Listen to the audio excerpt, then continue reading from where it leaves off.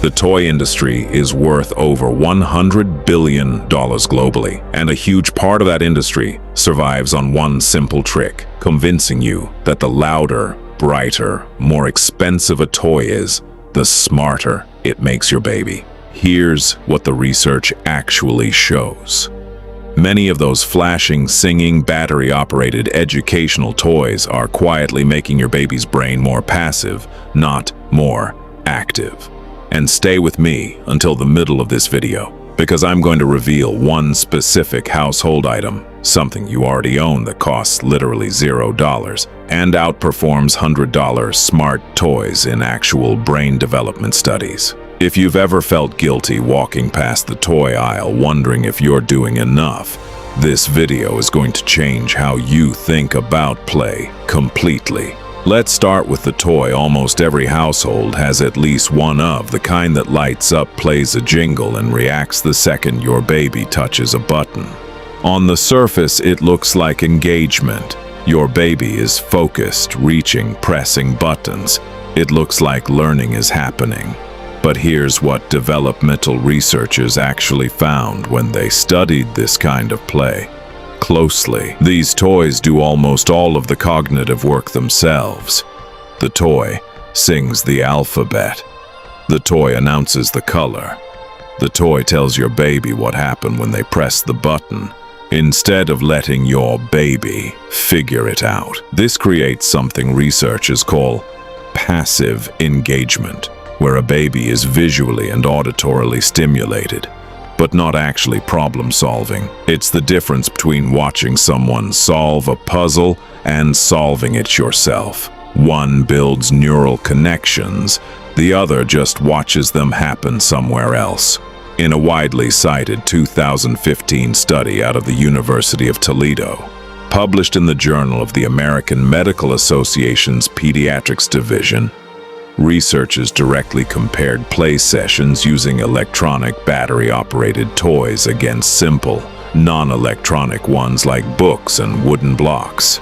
Parent-child language interaction dropped significantly during play with electronic toys.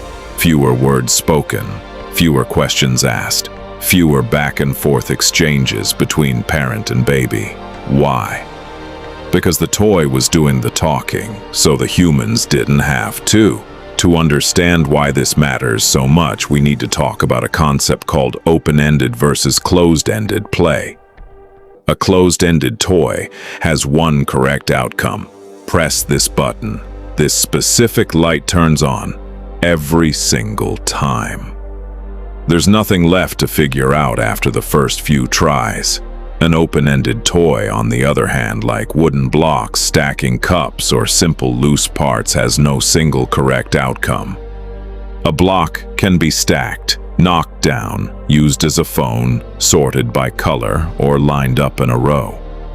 Each of these requires your baby's brain to generate its own idea, test it, and adjust, real problem-solving in its earliest form. Neuroscientists refer to this as divergent thinking, the ability to generate multiple solutions to the same challenge. And it's one of the foundational skills linked to later creativity and executive function. Here's a simple mental model. A closed-ended toy asks your baby's brain one question and gives one answer. An open-ended toy asks the same question 100 different ways, and your baby has to keep coming up with new answers. That repeated cycle of trying, adjusting, and trying again is exactly the kind of neural firing pattern that strengthens problem-solving pathways over time. Quick question for you in the comments. What is your baby's current favorite toy right now? Is it plastic and electronic, or something simpler like blocks or a wooden spoon? I'm genuinely curious. Let me know below.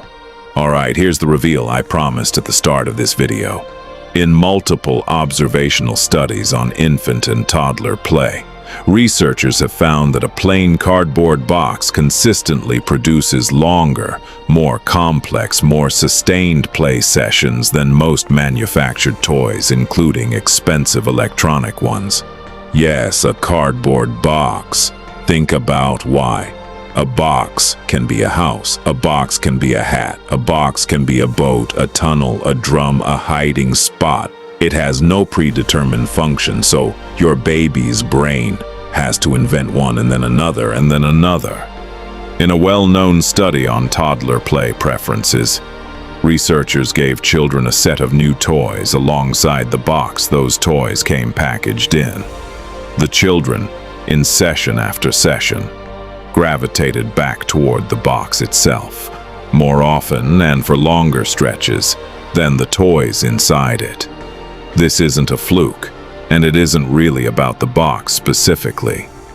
It's about what the box represents: infinite possibility instead of a single predetermined function.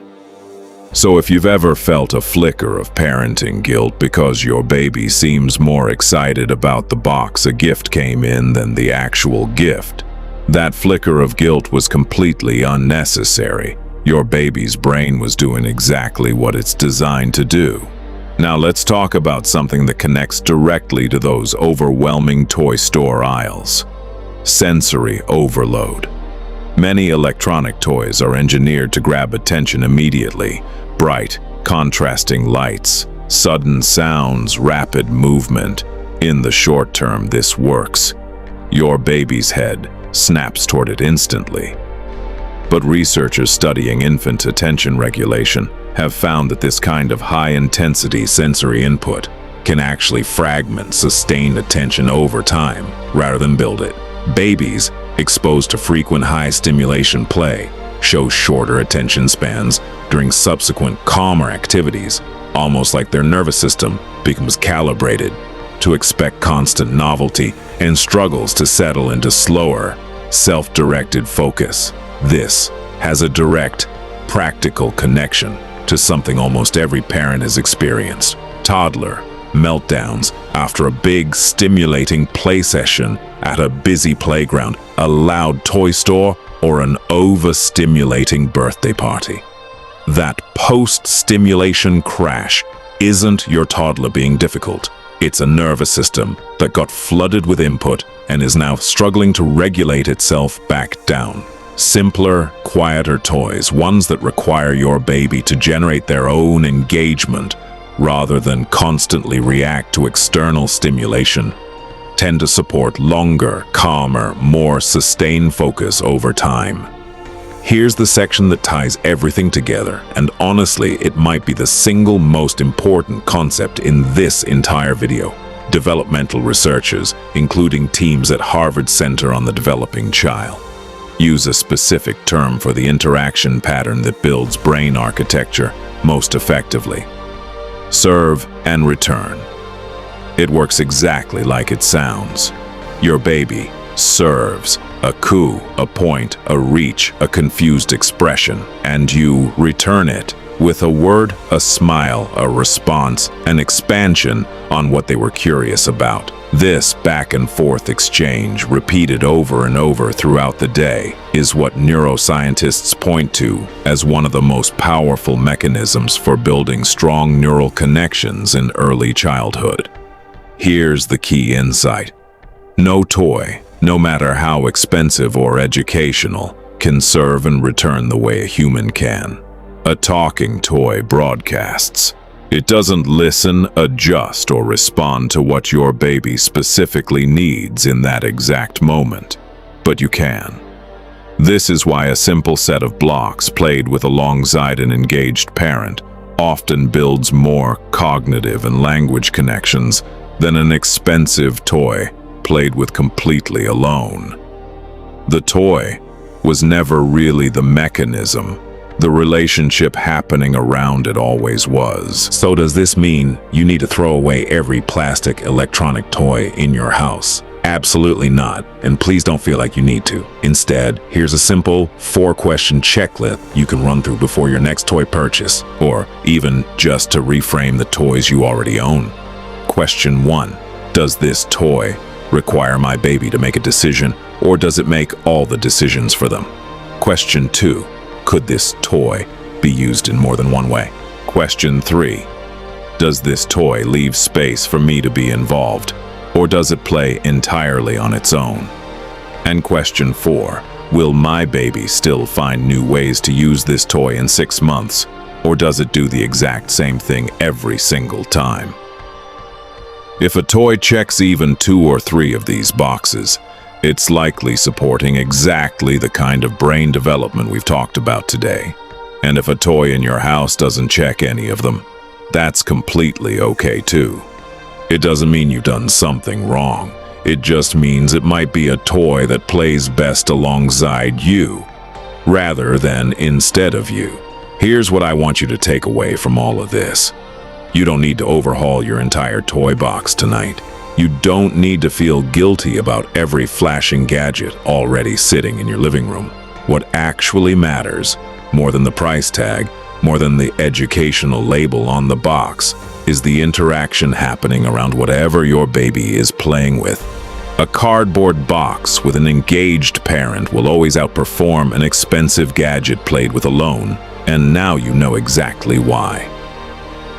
If this video changed the way you look at your baby's toy basket, hit subscribe because next week we're covering something just as eye-opening.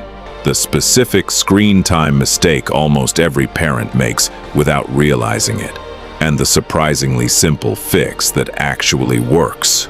You won't want to miss it. Thanks for watching, and I'll see you in the next one.